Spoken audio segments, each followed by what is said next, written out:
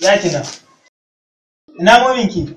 Tana cikin tana shan kada bacci. Yawwa, to kina ji na baby? Antin nan guda nawa kika ce a kawo miki?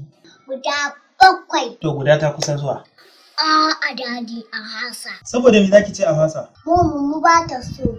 Yanzu da ni da momin kiwa kika yi so. Dukan ku ina son. To shikenan. Zan gane. Yanzu idan na tafi Kaduna, momin ki ta tafi Abuja. Ke ina zaki tafi? Yo Abuja nan tafi. Wato wurin momin taki zaki je kenan. A dadi. Ban taba zuwa Abuja wajen Baba Bahar Jan. To. Naji.